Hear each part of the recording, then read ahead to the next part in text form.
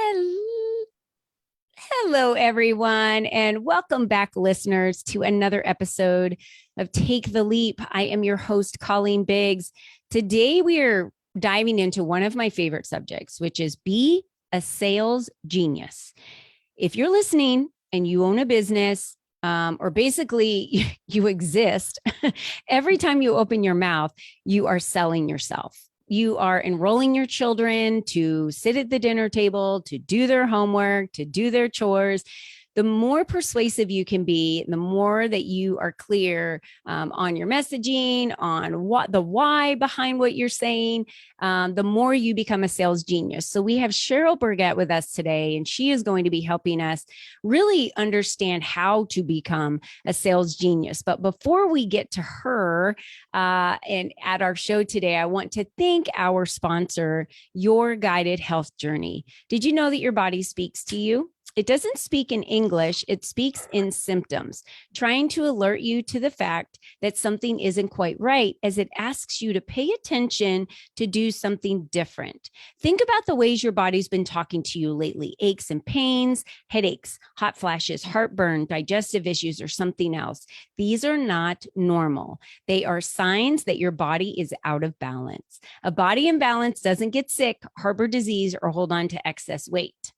Let that settle for a second. Get started with your guided health journey today by taking your free Discover Your Toxic Load quiz to learn how your body is talking to you and asking you to do things differently. You can find that quiz at welcome.yourguidedhealthjourney.com/your toxic load. And we will have all that information available to you at your fingertips for those of you that are listening and for those of you that are on Facebook and watching us. And if you're like, Facebook, what? I can see the interview on Facebook. Yes, you can. Just go over to Colleen Biggs and you will find all of our interviews of all of our past guests, even on our previous podcast, Lead Up for Women, Speak Up to Lead Up. And again, we have training videos and so many other videos. If you're a female who is an entrepreneur looking to connect more with other female entrepreneurs, please come feel free to join our community called Leap for Ladies. Leap for Ladies, and you can come and join our community of female entrepreneurs that are building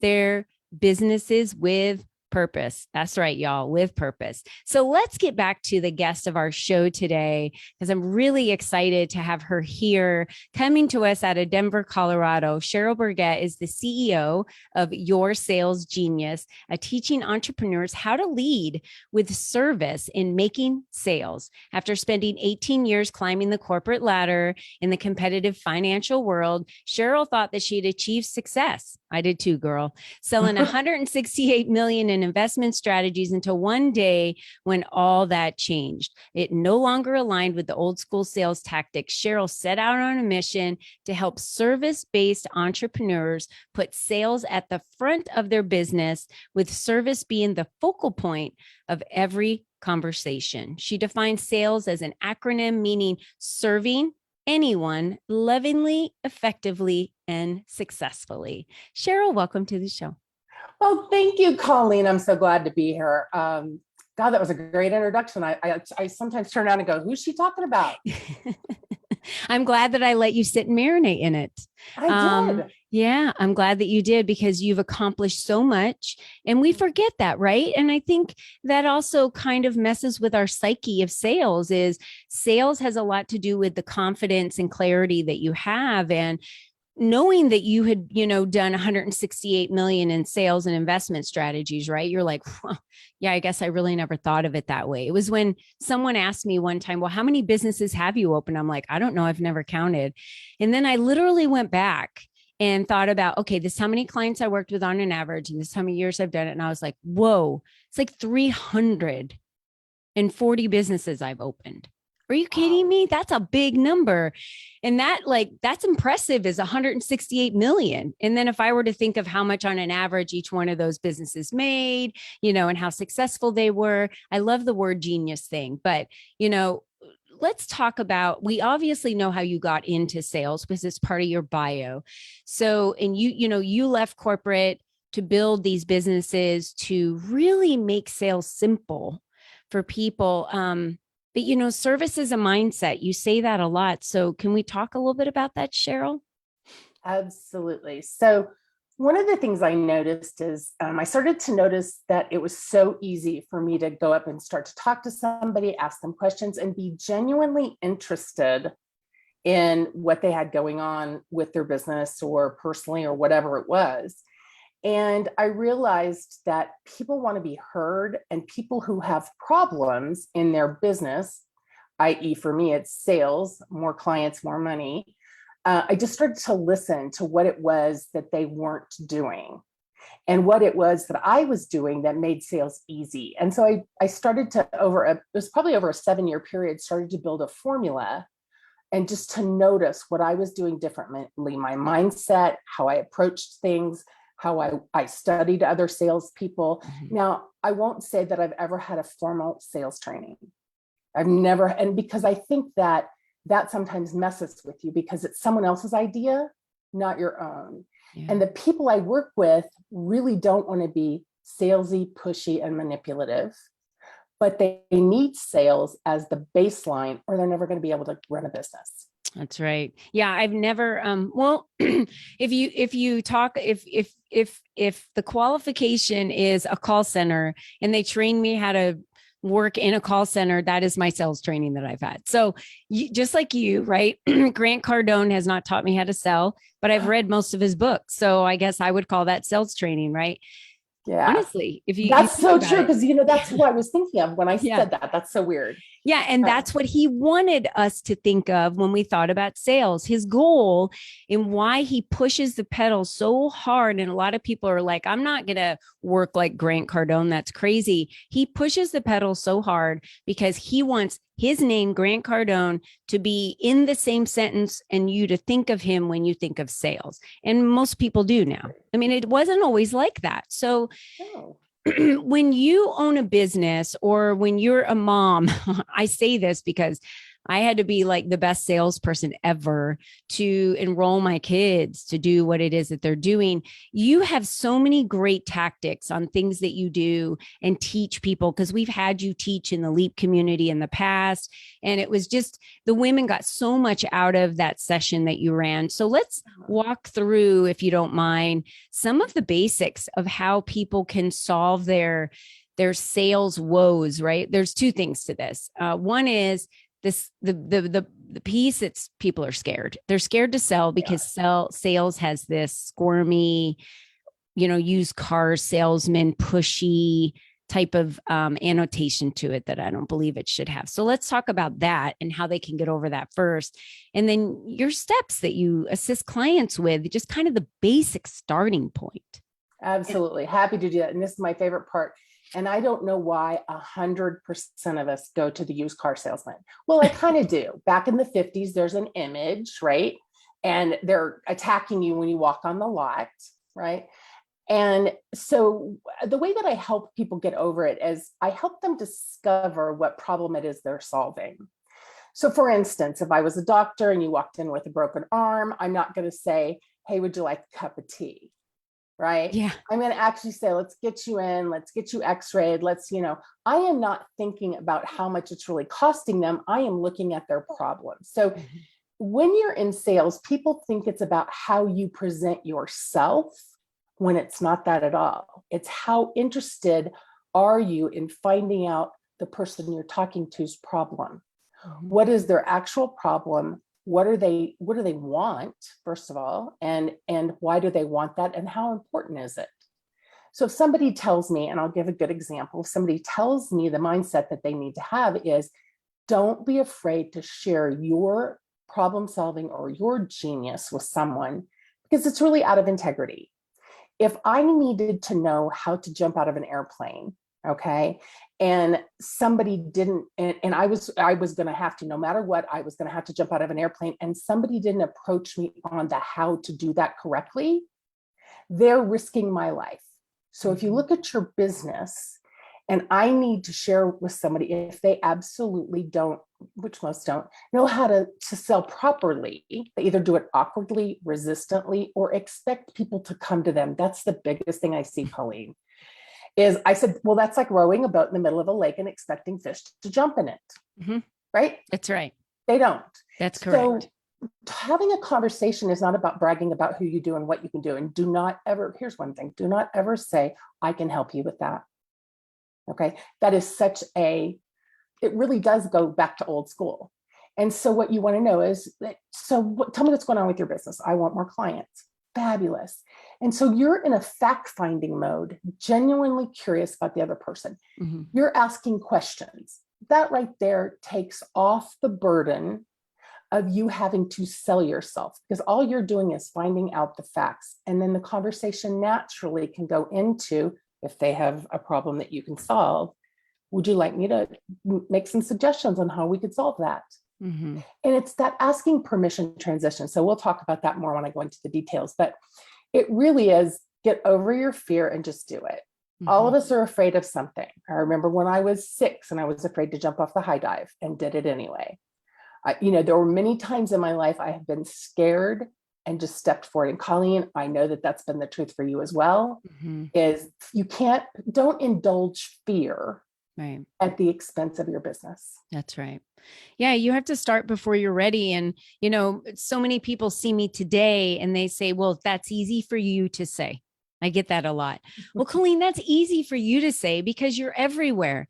Well, I was just doing a podcast episode that said about 6 years ago, when I Googled my name, one video popped up that my husband had done for me on YouTube and my LinkedIn profile. So that's all that showed up. My goal was to have my name show up everywhere. So I did podcast interviews and I did my own podcast and I did a magazine and I'm in people's magazines. And anytime someone asked me, hey, can you do a blog over here? I do that, right? Back channel link and you name it, I will show up in other people's directories. Now you Google my name and I'm 2 straight pages on Google of me. And I don't even know where the other Colleen Biggses went, but I'm telling you that I did not know what I was doing when I started. I just started before I was ready. I knew what I wanted in the end game. And I just, they say fake it till you make it. And I don't necessarily feel like faking it till you make it is the best thing, because sometimes you can damage other people's businesses. Mm-hmm. If you're providing a service and you're faking it because you don't really know. When I was training people that were coming on and working with businesses back in my corporate days, when I would train them, I would say there is a office full of individuals here that have answers. So if you don't know something and a client asks you, you just say, that's a great question. I'm going to find that out and get back to you. That's it. That's all you have to say. And then when you get back to them with the answer via email or text, or back then it was barely email, I think we were working with, you don't have to call them, and get on a phone and have a conference with them. But, you just get them the answer and they're happy that you solved the answer. They don't care if it took you 5 minutes or if it took you 24 hours or 48 hours. They just needed the answer. But if you lie and you fake it and you just give something that you think would just appease them in the moment, you're directing them down the wrong path to do something that isn't going to help them, possibly hurt them, right? Oh, Colleen, I had the best example when I was about 25. I was in a corporate environment and I was sitting around a table with all men. I was in the investment marketing business. And I watched one of my colleagues about my age answer a question that we all knew was incorrect. And I thought to myself, in that moment, it taught me a lesson. Don't ever act like you know something you don't. Mm-hmm. And so even now, I'm not sure about that. Yeah. And it happens more rarely when you own your own business because you pretty much know. And I've worked with literally over 1,000 entrepreneurs in building their businesses. So I kind of know I haven't come across one in the last couple of years that's unique for people being afraid to pick up the phone, afraid to. Yeah. And I'm going to share with people what are some of the things that you need to do as a service-based entrepreneur in order to get the leads in the door. Yeah. Then how do you turn the lead into, or how do you turn the prospect into a lead? So you get people in the door. How do you get them on that conversation? How do you get that conversation started? Because many people go to networking events and have no idea how to get them from A to B. Yeah, let's talk about it. okay, let's do. Yeah. This is fun. I'm having fun. Me too. Yeah, my mom finally said, when I got to travel around the world for the passion test and speak, so I'm so glad you get paid to speak for a living because you're good at it, right? You and I have something in common, don't we? And it's so amazing to hear 6 years ago, nobody knew who you were and you made it a mission to get out there. Colleen, I see you everywhere. I'm like, how'd you get there? How'd you get there? All the time. And the people that you're connected with, I continue to find people that I run into that are connected with you. So that's awesome. Thank you. So let's talk about, you meet somebody in a networking event. So I recommend that there are 3 areas, service-based entrepreneurs, 3 things that they do specifically at the very beginning of their business. If they're a little more advanced, you'd go into some more advanced strategies, but I'm going to sit here and talk about 3 ways that most entrepreneurs can use to grow their business and find leads strategically. You can show up for an entire year at a networking event and go, didn't work for me. Well, that's because you didn't do it right? You are constantly looking and intending before you walk in the door, I'm going to find 3 to 4 good contacts today that I can get on a conversation later. All right. To see if we're a good alliance partner, to see if they have a problem, and don't ever do the bait and switch. Hey, I just want to get to know you. Well, I know a lot of people and don't have time to get to know you. However, there's sometimes it's not a good fit. So you say, thank you. Great to know you. Hey, if I know somebody who needs you. But there's 3 ways, and it's networking, speaking, and sponsorship, right? At different levels. And everyone has to be mastered, or you have to become a genius at each one. Yeah. So genius networker, you need to become a genius speaker, and you need to become a genius sponsor, because if you are passive in any 3 of those ways, you will not get the results that you want. So you can't just show up and sponsor a table. You have to. I remember I had one question I would ask people as there were many people walking by, and Colleen, you might have even been at this event, but I was saying, hey, if I ask you 0 to 5, how are you at sales? And if people dropped their head, I knew they were an ideal client. Yeah. Hey, I have a survey I'd like you to fill out. Let's have a conversation. Yep. That's how I did. It took, 7 seconds? Yeah. To get someone's attention walking by. So the key is having a transition question. I call it the magic question, that you ask someone that you are the answer to. For instance, I will say to people, hey, do you need more? And this is not the first thing I say to them, just everybody to get clear, but as you're having a conversation, so are you needing more clients? Just very conversationally. And they'll go, yeah, I am. That's why I'm here. Duh, right? At a networking event. And then say, well, would you like to just jump on a quick chat? And maybe I could give you some suggestions and tips on how to get more clients. I don't say, I can help you with that. I don't say, that's what I do. I say, let me help you. So whether they buy from me or not, they walk away with some good tips. Yeah. And I start at the beginning and say, hey, if I feel like we're a good fit, is it okay that I make a recommendation? We work together. Yeah. So I'm getting permission along the way so it doesn't feel icky, like, oh, that was just a sales call. But if I don't feel like it's a good fit, then I don't ask. Yeah. And we tend to lose that if we're in desperation. So remember that.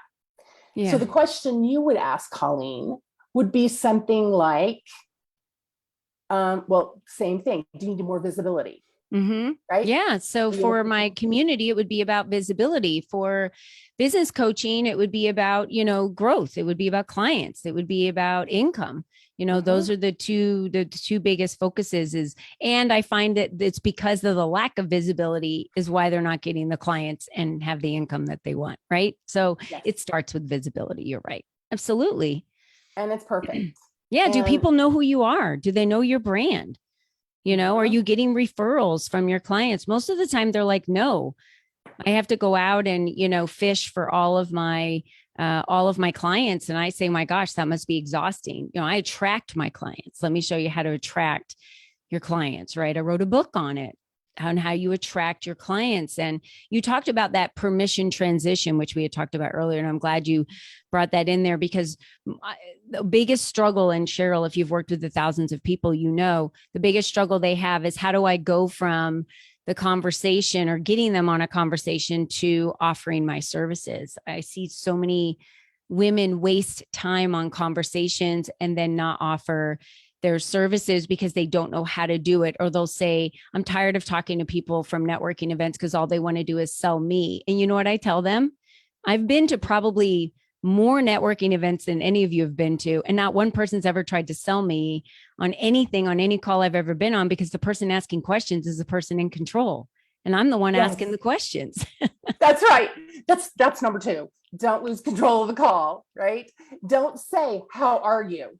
That's a killer right there. Yeah. So tell me a little bit more about your business is how I usually start. Tell me what's going on. Yeah. Tell me, and then I get into what is it that you want. And then if it wasn't set up as a sales call, if I have not asked them that magic question before we get on a call, then I do ask permission. Yeah. And I say, hey, you know what? I've got some ideas that I think will help you grow your business faster or move your business forward. Is it okay we talk about that? Yeah. And if and I had somebody once say to me, that's not what I got on the phone with you. And I said, that's fine. That's fine. Good luck with your new business. I hope that everything goes well. And if you need anything, you've got my number. Yeah. So she's not your ideal client. No, yeah, that's no, right. no. I That's do not the other need that. thing. I'm glad you said that, Cheryl, because when I talk about attracting your right client, I have made mistakes in the past and wasted my time. And I think it was the corporate mentality, right? You had to work with people in corporate America that you didn't want to work with. Right. So I thought, well, as an entrepreneur, I'm going to have to work with people that I don't want to work with. And so I did in the beginning. And the truth be told, no, you don't. And it's exhausting and it's negative and it like takes all your energy. 80% of your time and energy, they will suck. Right? They will. It is like the drain. Yeah. And you start to notice that when you start working with people and you start to make notes. Oh, that's not something I want to handle. That's not something I want to deal with. The one who says, I've worked with about 5 different business coaches and I've gotten nothing. And I go, so let me give you a couple suggestions and tips on how to grow your business. And you've got my number and reach out if you'd like to. That's right. What is your immediate thought on that? They are the ones not getting out of the 5 business coaches that they've worked with. They're not applying. They're not. Yeah. Exactly. Right. I start with my clients and I say, first of all, you're 100% responsible for the results you get. And they go, what? And I go, no, I can give you great ideas. And I will say up to this point, knock on wood, that 100% of the people that I have shared strategies with who have followed the strategies have made money, more money than they thought they could. So it's not the strategy that's broken. Will you implement it? Yep. So that's right. One other tip I want to share, Colleen, if it's okay with you. Yes, please. Is one of the things that I continue to share with my clients, and we all do this from time to time. I'm still guilty of it occasionally, is I become attached to the outcome rather than committed to the outcome. Okay. Let me explain what I mean. When I'm committed to the outcome, I'm completely focused on the other person getting what they want and making sure that I explain to them the problem if they don't say yes. Okay. I recently had a situation where I think I was so committed that I actually found myself crossing over into attached. And I knew this woman was literally, based on what she told me, was not going to make it without having to get a job. Unless she started to work with me. And I realized that, or had the sales, let me just say master sales. That's right. Okay. Become a genius at sales, because that's the one skill set. You can be average or you can be above average. You won't stay in business very long, but you can be above average and still stay in business. McDonald's is still around, right? And the reason is because you have a word that you stand behind, you have a good sales strategy, but and the product either will hold up or won't.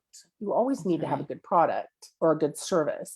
And you keep refining that as you go. I can tell you I'm much better than when I started 6 years ago at quickly identifying, calling people out on things, not letting them sit in their stuff, and just challenging them to go do something different. Yeah. So attached to the outcome is an icky feeling because you can tell when somebody's attached because it's about them, rather than being committed for the other person. I'm committed to showing you the holes in your business that you need to fill. Yeah, that's great. I love that. And you're right. You're the catalyst, the portal, the conduit that's assisting them to get there. Because most of the time, if anyone's read the book about, what is it? The Secret of Being a Millionaire. I think that's what it's called. Like T. Harv Eker, Secret of the Millionaire Mind. Think Secret of the Millionaire Mind. Thank you. I always forget the exact title. But the number one thing that he was told when he was living in his dad's basement at 24 years old was his dad's friend said to him, it's just that you don't know what you don't know. That's all it is. It's a lack of knowledge in something.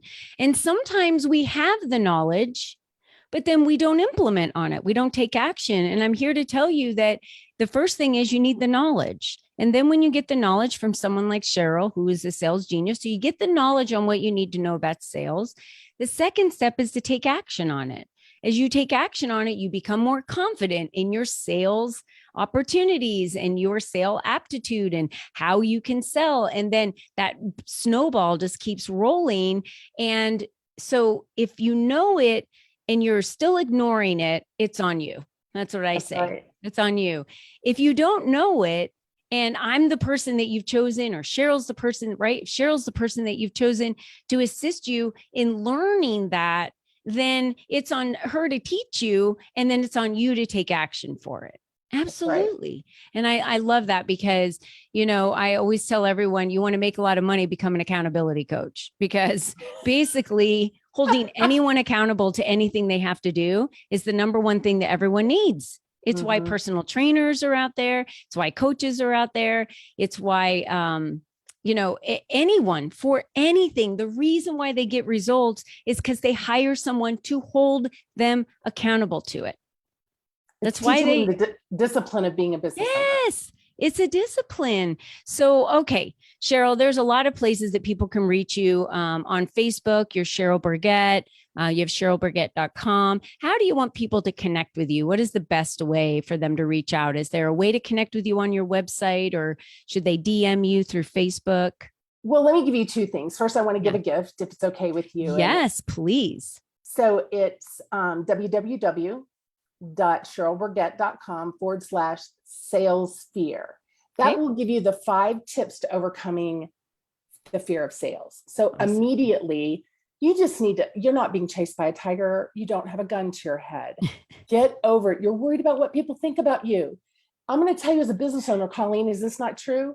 That when you start to have some success, you get haters all of a sudden. And guess what? You can ignore them or you can buy into it. You got to ignore them and move on. So you might as well start in the beginning. I don't care what people think. If I call them, I had a woman one time I called her and she's like, well, this is an old number. And I go, or she said, I can't believe you called me. And I said, well, don't put your number on your business card. Simple. I didn't get offended. I just tossed it in the trash. So the best way to get a hold of me, the question you asked, is if you want to have a conversation and you want me to do an assessment, a sales assessment of your business, I'm happy to do that. And you can reach out to Kim at Cheryl Burget, actually Kim at yoursalesgenius.com and just ask her to set an appointment on my calendar. That'll be perfect. You can DM me in Facebook as well. I'm not as great about checking that as I should be. So the best way to do it is go through my assistant. Okay, great. And then for those of you listening to this podcast, since it's been produced, all of those notes will be available for you at your fingertips. For those of you that are watching this on Facebook right now, we'll have Cheryl put that information in the comment section. That way you guys know how to reach out to Kim. That way you can get the freebie and have that all available to you, because I know it's not in the description today. So we will have all that available to you. And Cheryl, thank you so much. You are such a lovely guest. You have so much to offer. And I know that our listeners got so many tips out of what you had to offer them today. Any last words you want to leave with our listeners? Here's what I want to say. I'm in gratitude for you for giving a platform for entrepreneurs to share their gifts. You definitely have that gift from the minute I met you. We instantly connected. I adore you. I think you're doing amazing things in the world, and keep it up. Thank you, Cheryl. Thank you so much. All right, listeners, you heard it from Cheryl. You're the only you that's ever been. You're the only you that's ever going to be. You're responsible for the success or failure of your businesses, period. You are. So I say, why not have fun doing it? Why not work with people that are going to push you, that are going to guide you, that are going to be that conduit to help you become a sales genius? It is the main thing that you need to know how to do in your business, really almost the only thing. You can outsource everything else. The only thing you need to be able to know how to do in your business, and it will change the game of your business, I promise you. And Cheryl's a great conduit for that. So for all of you joining us today, thank you so much for being with us. And until next time, don't forget, be you and be strong. Until next time, bye-bye for now.